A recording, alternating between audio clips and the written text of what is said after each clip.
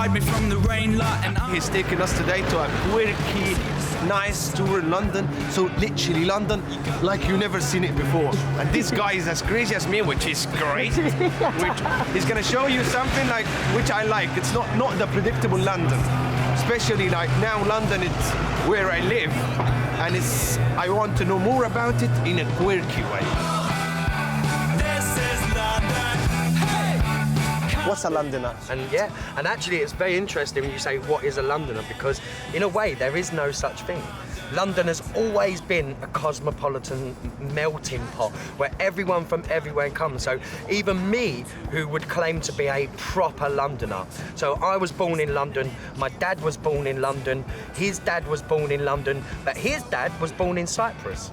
Okay. You understand? And, Yeah. and his dad may be somewhere else. Somewhere else, So so- even my heritage is, what is a Londoner? Is there such a thing? London is when you come and make it your home. Is Exactly. when you become a Londoner. That's it. And anybody, London has the attitude that anybody can become a Londoner. Of course. When you take in That's why your I home. feel it no different. I can call myself, like I lived here for a long time, I can call myself Londoner and then I call myself English or anything else. Yeah. This is Yeah, the you're most right. thing I can relate You to. probably could not call yourself English. No, I cannot. But you could call yourself a Londoner. Exactly. This is amazing. Exactly. This is so, amazing. like, you know, papers, all of this, passports, it will not change Yeah. you. Like, Yeah. even, okay, I have a British passport, an Egyptian passport, but at the end of the day, no matter what, I'm still Egyptian, though, you know? Yeah, yeah. I can stay here convincing you that I'm all English all day long.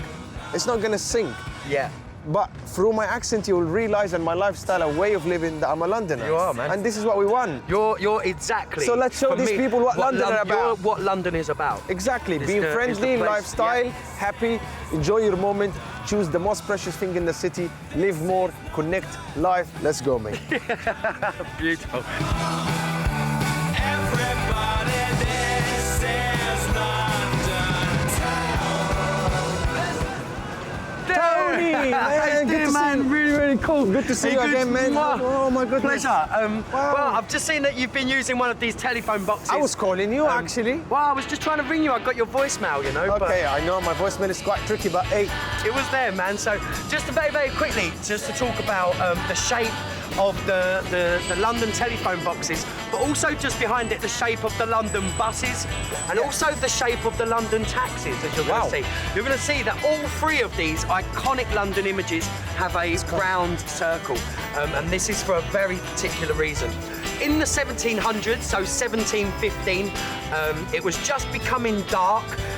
All of the lights were going down. There was no electricity, so the only lights they had was gas lamps. Because they'd only just lit the lights, it meant the light quality was very bad. Yeah. As everyone was walking up this road, the Strand, they could see, walking this way, a monster. A giant, a titan, someone very, very scary, someone that was over 7 foot tall. Wow. All of these people ran to Charing Cross police station where they reported a giant is coming, a giant. The police came out of the police station and they arrested this man. 12 policemen jumped onto the monster, okay? When they jumped onto the monster and then they realised he wasn't a monster, it was just a human being, a man, they became very embarrassed.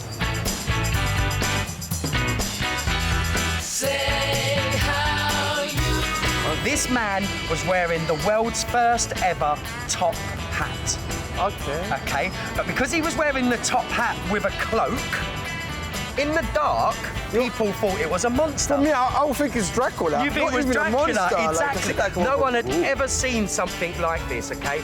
And obviously they became so embarrassed that they arrested him for wearing this hat.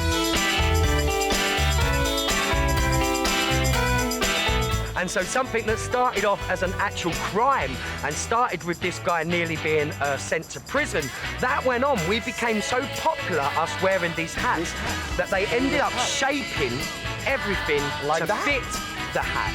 So the telephone box ends here, but the roof went bigger so that you could step into the box and make your telephone call still with your hat. You Okay. could get into a taxi still wearing your hat. You could get onto a bus. okay, madam, it's sorry. okay. Oh, It's sorry, okay. girls. Sorry, girls. Please, feel free. Go on, please. We need Don't some worry, sorry beauty. about We need this. someone beautiful in this anyway. Yeah, so I know, bit of sorry about glam. this. There we go.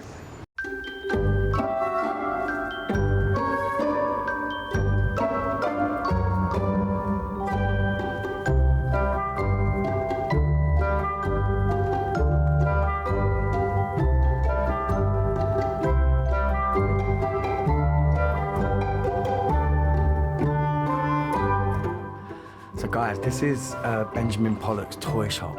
Benjamin Pollock's toy shops date back to the 1830s, so you know, a good 175 odd years old. And as you're going to see, they stock old style toys, and that's quite unique in London.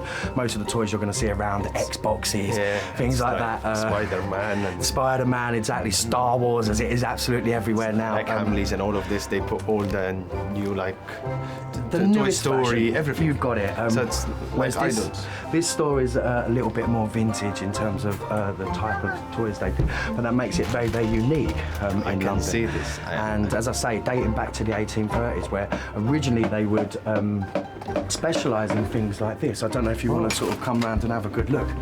But these would have been miniature toy theatres, and a long time before television. Yeah.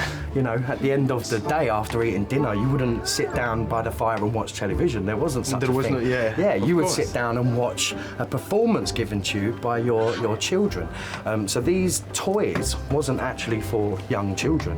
These were for teenagers, as I always say, the Xbox years. Okay. You know, the So, years where you lose your PlayStation, mind okay. now on PlayStation. At the time, you would have had to have used your imagination, and not only used your imagination for your play, but there would have been a massive importance because you was going to entertain Your family. parents. Yeah, Exactly, your of course. parents were, that was your form of entertainment.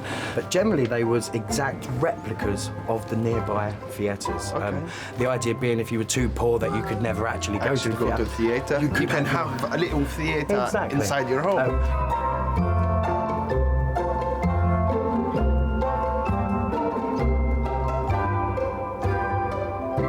One of the biggest lovers of these toys was Charlie Chaplin, if you know this guy. Of course and if we all- you who doesn't? we all know this guy. And if you look into his sort of biography, he states that as one of his biggest inspirations. He was given one of these when he was a child, but it was more than second-hand. So some of the dolls might be missing the head, And missing he's the like just- arms, which meant not And only they fixed it. well, he fixed it more with his imagination. I think that's the point, is that he couldn't afford, he was very, very poor. You understand, his family, his upbringing was very poor, so just to have one of them, he felt very lucky. But what he needed to do was he had to first imagine what the doll's head would look like.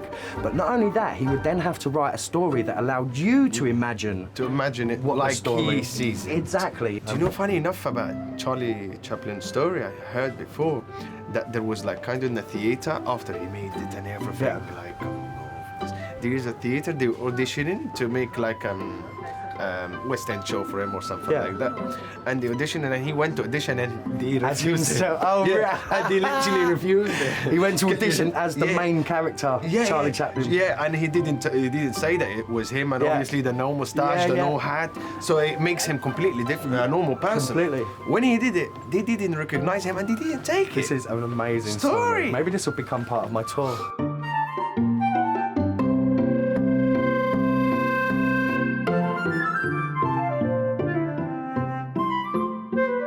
Hi there. I'm Simon. I'm Simon. the manager. Hi, Simon. To be honest, it's fascinating to see such a thing in London, in the heart of London, you know, keeping the tradition and Well, this is London. This is London. You know, with everything that's old happening, London, yeah, you, if you scratch the surface, and if you're lucky, you'll find places like this. We strive to give people what they want, you know. But at the end of the day, the aesthetic of the thing is that's what's going to make an effect on children when they become adults. And in this shop, because the shop has existed for so long, we have influenced actors, actresses, artists, fashion designers, writers, and it can, hopefully it will continue. Yeah, me too. you guys are doing a great job, to be honest. As I was looking in this little, it's just a paper, Yeah. but it's not. Well, I design be those. I honest, mean, there's a whole wow. range of those. So It's a these are all my story. work. You can see it Yeah. from every, like, Yeah. to me, I can look at it from here. I see the rabbit talking to the girl. Yeah. I go from here, I see something else. Exactly. I You go look from here. inside. Yeah. I can, you know, And that just comes on a flat sheet of paper. And that's like the toy theatres. The toy theatres survived as long as they did because they were affordable and you could accommodate them into your life. So, for example, that one is that. So all you have, if you look at that, it's a flat piece of paper. You can afford it because it's a flat piece of paper. You put a little bit of work into it, and that's what you get. But have a look at the theatres at the back. Come and see these, because like I say, this is what we're all about, and this is where it all begins for us, you know. And so these were developed, first of all, they came from theatrical portraits. So very much like now, where people are obsessed with celebrity, the cult of celebrity. So it was in the Regency period when these first were born. And what would happen is you would go to see a play, fall in love with your idol, come out and buy a paper image of it. When children see them and they say, oh, you know, what's this? Oh, they don't know what it is. My best explanation is say these are like DVD players and DVDs before they were invented. That's all it is. It's like it's like watching cinema. This is before cinema, like home cinema. It's like it's like your own like bedtime story for your. Yeah, but it moves. That's the thing. Of course. But what's interesting with tracks, them, is it continues aesthetically. It continues the tradition. People love them when they have an element of having the past about them. And that's what I mean about influences throughout, you know, things resonate, because I think a good aesthetic is good aesthetic. And I think with a lot of electronic toys, because we are in a young age of electronic toys and the internet, a lot of the aesthetic leaves a lot to be desired, and I think at the end of the day, good aesthetic will find a way through. See, these are glued down because they're the shop model, but they're all moving, and the lights are flickering. Okay, Yeah, it's very, very proper magical. production. Oh, totally, yeah. Well, yeah. man, I salute you and congratulations on Oh, whatever well, you we're do. glad This you is like it. amazing. We're glad you like Absolutely it. amazing. Yeah, yeah. And I love this lady as well. What, that one there? Yeah. All right, thank you. Okay. Thank you. Well, hang on, she wants to say goodbye to you, so you'll have to shake her hand. Of course. She's come all the way from Hungary, so she'll say. Of course. Thank you very much for coming to see us. It's very nice of you. Hello. Thank you. How are you? Thank you, and goodbye, everyone. Goodbye. Bye. Bye. Bye. Bye.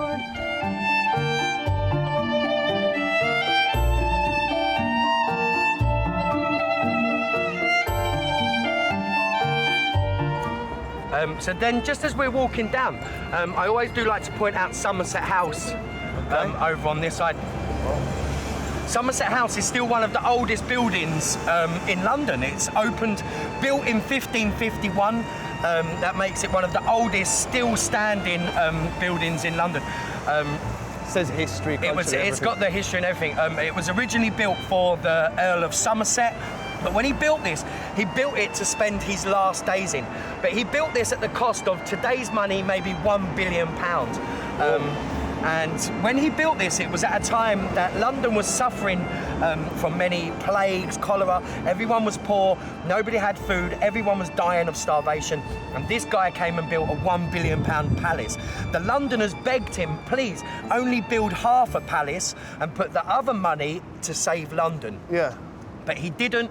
He ended up creating Somerset House for the cost of this £1 billion, and he moved in here. He spent 4 days sleeping here, and on the 4th day he came out and someone stabbed him. What?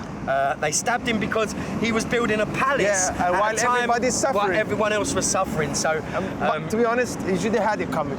he had it coming, and it's quite ironic that he says a palace to spend my last days. He did spend his last days, 4 days. 4 days. And they That's killed all you him. get. Just build a building for £1 billion, Yeah. just to die in it. Just to die in it, you know. So, but it also has one of London's only underground graveyards. Okay. Is it public or just for anybody? No, you can go down there. No public. Was just for the family of the Somersets. Of the Somersets. But the reason it was created is because the family were Catholic. Okay. In a time when we were creating the Church of England, which meant that if you was a Catholic, you wasn't allowed to be buried in a Christian church. Okay. Which meant all of the Catholic people had nowhere to put the dead, so they ended up burying them underneath this building, which started off as a crypt, but became so big that now it has to be called an underground graveyard. And you can go in there, but it does smell.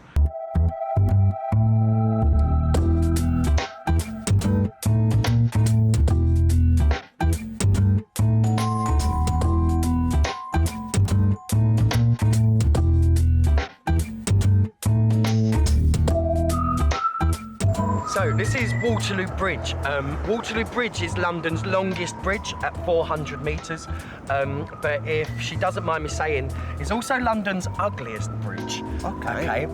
Now, when I say ugly, I mean they kept it very plain. Very plain. Whenever we build a bridge in London, we like to put a lot of detail. Go all a lot creative and exactly. stuff. We make it look pretty. We Actually, put colour. I never realized that. I lived in London for such a long time, but I didn't see that before. About Waterloo Bridge. What? No. it's the plainest bridge. It's the only bridge in London that they built to remain plain, so that you get the view. Okay. You understand? Yeah. Don't concentrate on the bridge because the view is the best of London. And okay? you get to see it without no distraction of construction exactly. aspects. It's the only bridge in London that you see completely both sides of London, if that makes sense. On every other bridge, you lose a part of London because of the curve. Does that make sense? Yeah. So if you're on this bridge, over on that side, you don't see this side.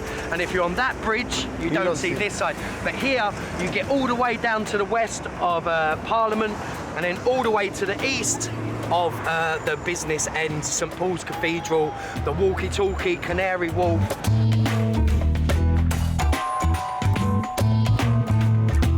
أعزائي المشاهدين، لو أنتم مفكرين إن الرحلة انتهت، الرحلة لسه ما انتهتش. لندن كبيرة جدا وهوريها لكم بطريق مختلف، لأن أنا دلوقتي ابن البلد. ومش بس كده، أهلا بيكم مع ميكو وتوني. لسه الرحلة ما انتهتش. يا جدعان ما انتهتش. قلت لكم ما انتهتش.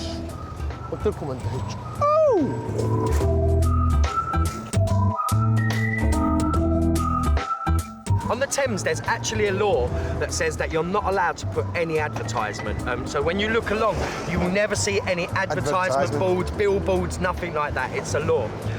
When they built the Oxo Tower, the manager of Oxo, he designed this tower with the stained glass windows. When he opened the tower, the government approached him and said, "Hey man, we told you you're not allowed to put advertisement." Yeah. And he very famously said, "What advertisement?" And they said, "The windows." And he said, "No, the windows are not an advertisement." And the government told him, "Yes, they spell Oxo." And he said, "No, they don't." And he came out and famously he looked up for the first time and said, "Well, I never realised." And it meant that he got around this law by not advertising, by just putting windows. Yeah, But because the windows say Oxo, that is a big advertisement. And especially when you put the light on the night. What Yes. happened? At the night, it comes up bright red. It comes bright red, like it's a pure advertisement there, and you can see it out there, and it's very famous. And it was the way you cheated, in the system, and it was amazing. And that's why, I wanted the story to be told by a Londoner because it will taste much better.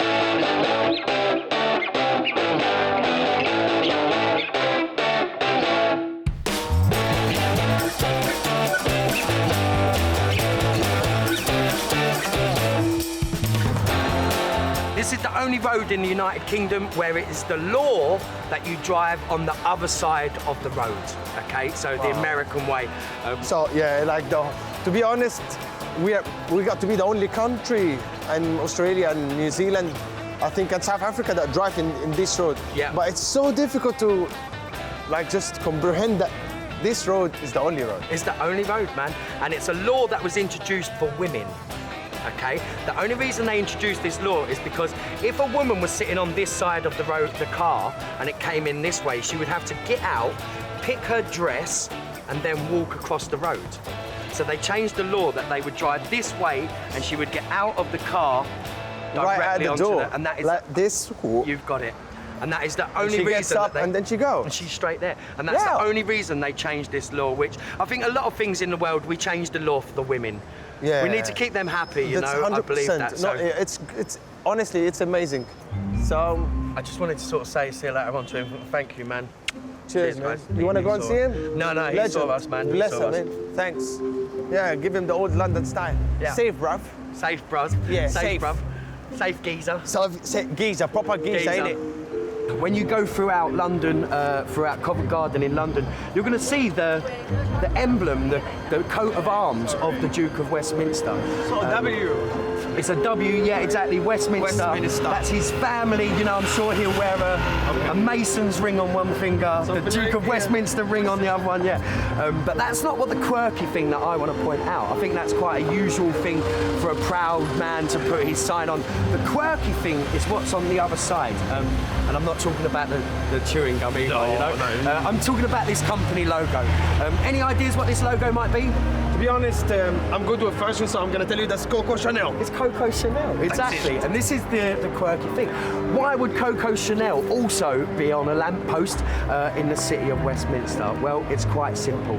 From 1901 until 1912, the Duke of Westminster had a romance with Coco Chanel, where over his 11 years, he proposed 26 times for her hand in marriage. 26 times he proposed, 26 times she refused. 26 times. 26 times. He doesn't give up? He never gave up. It took him 5 years just to get her as the girlfriend. A real courageous man. Very proud, almost, I say. She didn't reject him because she didn't love him. She rejected him for a very simple reason. She was Coco Chanel. And Coco Chanel was a very powerful, self-made woman in a time that was dominated by men. And if she had have married the Duke of Westminster, she would have had to have changed her name from Coco Chanel to Coco, the Duchess of Westminster. And there was no way she was ever going to change this name that she'd built into her brand.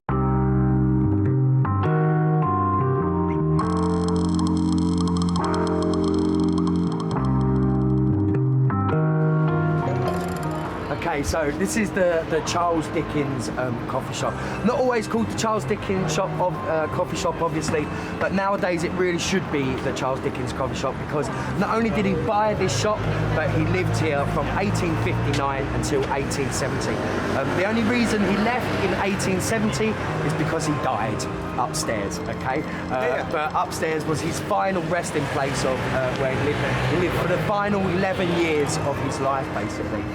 The official story about the Charles Dickens coffee shop is that he came here one day in 1859 and was so inspired by the beauty of the shop and so inspired by the beauty of this area that he decided to stay for 4 whole days without sleeping and just writing. He said it was the most inspired moment he's ever had in his life.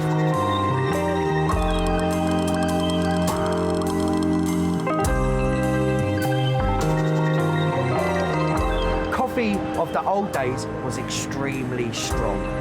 Okay. Nowadays we roast coffee. Yeah, he's just making Nescafe. We make Nescafe, and it's a lot weaker by roasting. At the time, the coffee that we had here was traditional Turkish coffee. Now, traditional Turkish coffee should be so thick, as we say, you could put your spoon to stand up. Okay.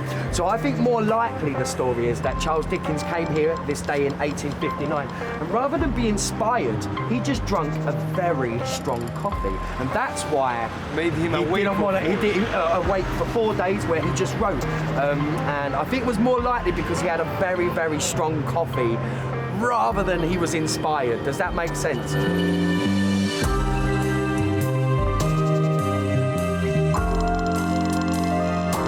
Yeah, just to quickly point out that obviously this shop has gone through many changes. It's completely modern now, but I feel like you can still, it's got the tininess to imagine Charles Dickens sitting in here writing his stories, other people talking about their stories, which were the stories that inspired him.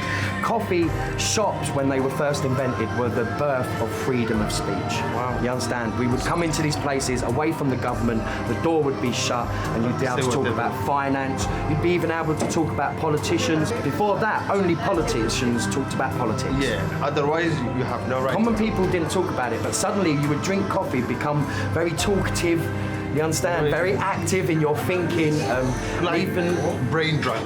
Yeah, like a brain jug. And if you look at the birth of the stock market, the birth of the stock exchange happened in a coffee shop in East London, where drinking coffee, I had a great idea, you agreed with my great idea, you understand? And everyone's like, this is brilliant, and we push things through. And I think that that's a really important to note about Charles Dickens at this time. He spent his most prolific 11 years in this moment. He wrote more in 11 years at this place than he did in it. The only problem is that the coffee was so strong that it was almost like a drug.